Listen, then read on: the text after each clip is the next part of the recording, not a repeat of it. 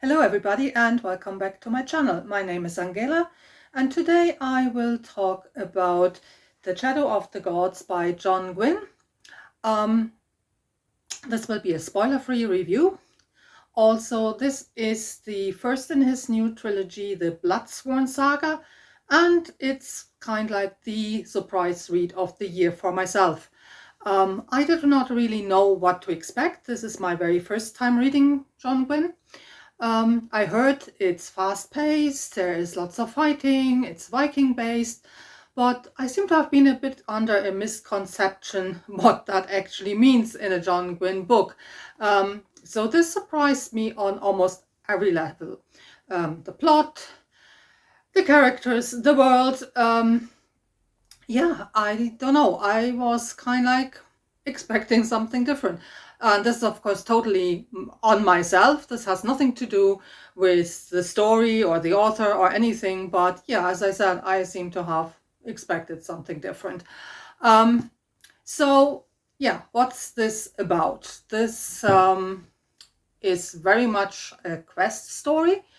And it's like twofold. We have an overarching quest, kind of like some end goal that unifies the whole story, and then we have kind like individual quests that are attached to the individual POV characters.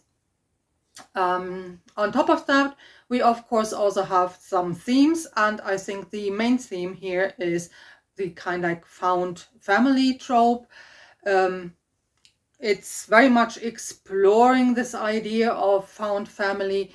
We have 3 POV characters, each kind like leave their original family or original group out of very, very different reasons. But this is the same for each of those characters. And then they kind like join a new group that then will be like a stand-in family for them.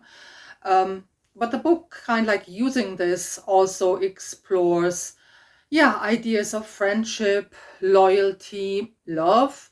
So they're explored kind of like under this umbrella of the found family. The world is very much Viking inspired, very much inspired by the sagas, by Norse mythology.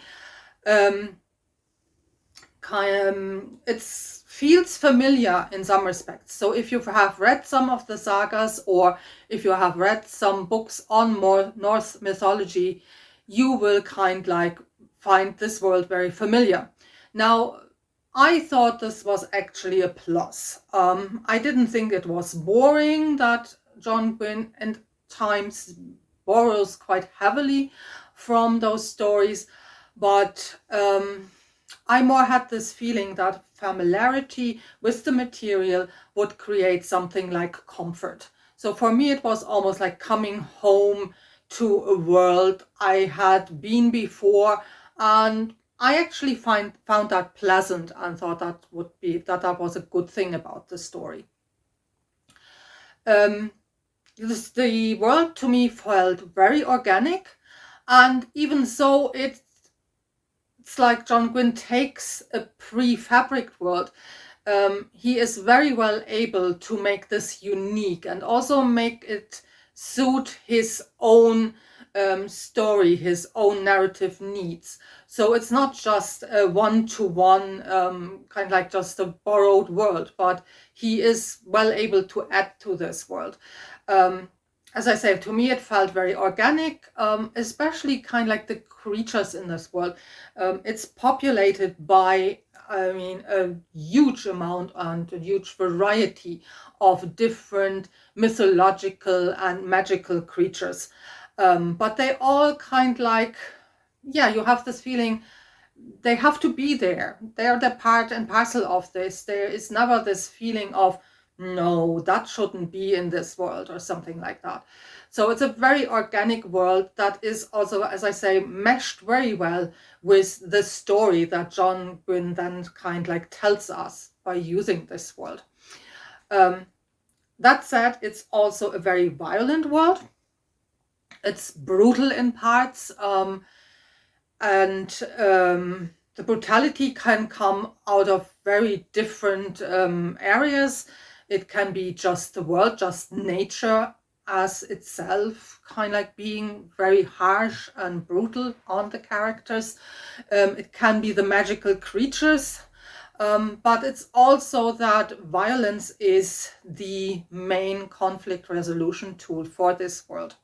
That makes it quite a brutal world as well. My biggest surprise were the characters, and especially how the characters try to negotiate this kind of like violent, brutal world. How they kind of like try to figure out how they fit into this, and also how they want to engage with this mechanism of violence that has to be answered by another violent act. And this can go as far as having to kill somebody else in the sense of blood feuds. And I found it actually quite surprising how much inner thought we get from our characters on this kind of like particular topic or issue of this world. So we follow three main POV characters. We have Orca, a female character who has been described by other reviewers as the ultimate badass mother. And I totally agree with this assessment. I have to say, I would not like to meet Orca somewhere in a dark laneway and be on her wrong side. There is actually a scene, and this isn't much of a spoiler, but there is a scene where we have Orca in this dark laneway. And let's just say it doesn't end good for the other people involved there. So, no, I wouldn't like to meet her on her own, especially when she's in a bad mood. She is fierce, she's feisty, she knows how to fight, she knows how to hold her own.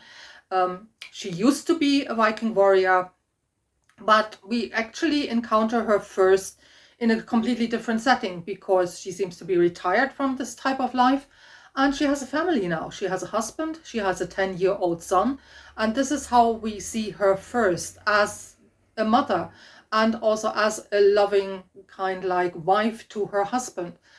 And I found this opening scene actually very well done, because it kind of like sets the tone for the book as a whole, and sets the tone in how women and female characters in general are portrayed in this book. While we have the, let's say, more conventional family unit of mommy, daddy, child, we also get a little bit of role reversal. And we also have a couple that, as most couples, has kind of like their labor divided somehow, where each has their respective area and their tasks that they do.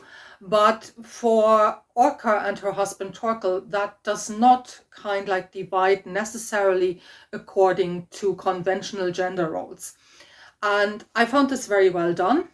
Now, John Gwynne admits in interviews that the world itself lends itself to more complex female characters that have more agency, because the Viking world was set up like that. Women had kind of quite a high status. It was much more egalitarian than most medieval societies. So he says, yes, kind of like deciding on this type of background for his story made the decision to have complex female characters with a lot of agency much easier. That he still had to write good characters, and I think he succeeds in doing this. The female representation is really good in this book. As I say, Orca is very multifaceted. She's not just mother or just warrior or just one thing, but she is all those things, and we get to see all those sides of her. The same goes for the second female character, Elva. She still is leading this warrior lifestyle. She is still part of a Viking warband, and this is what she wants. But like Orca, there is more to her. There is another side to her. And we get to see this side then slowly when the story progresses. And I really like this. I like this for all the POV characters, that they go on this inner journey and that we see some type of inner growth. But we also have this with the last of the POV characters, Varg, who used to be a slave, a thrall. He now is also part of a Viking group. But unlike Elva, who chooses this lifestyle for herself, Varg ends up there by default, by chance. His motivation, his kind of like inner quest is quite different. He doesn't want to be a Viking warrior, but he has a completely different objective. But nevertheless, he kind of like goes and joins this group because he still hopes that it will help him with achieving his personal end goal. But also, again, Varg is the Viking newbie. He is the kind of like he hasn't a clue about what this actually means. He doesn't know how to handle the weapons, what to do with a spear, what to do with a shield. And I thought this was really well done because, let's face it, who of us knows how to do those things? We don't. So it gives kind of like, it's a good means to give the reader this information.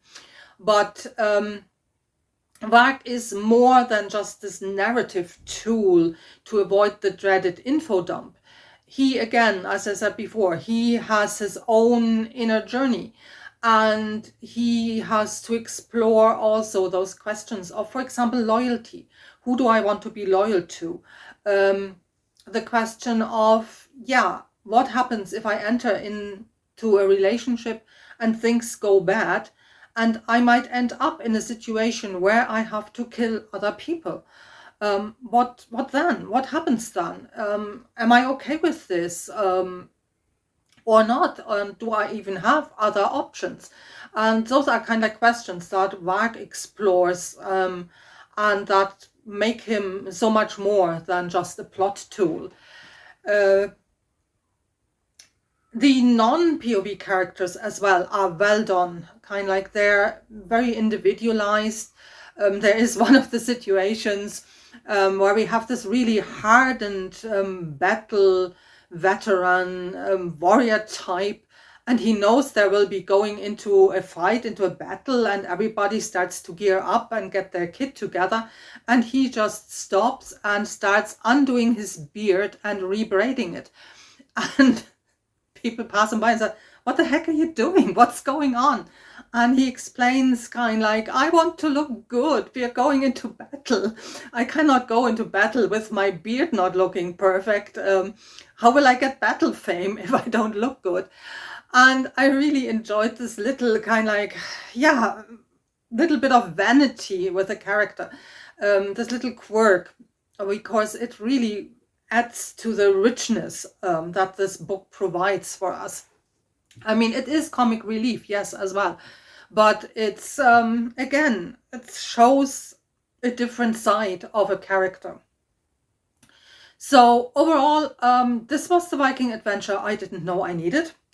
I'm very glad that the second book is out already, The Hunger of the Gods. And I'm sure I will be along for the ride. I want to be back on my Viking ship, sitting on my sea chest and rowing along with the crew. So I'll be definitely reading on. And you might get a second installment on John Gwynne. Yeah, thank you everybody for watching, and happy reading, and all the best to everybody. Thank you.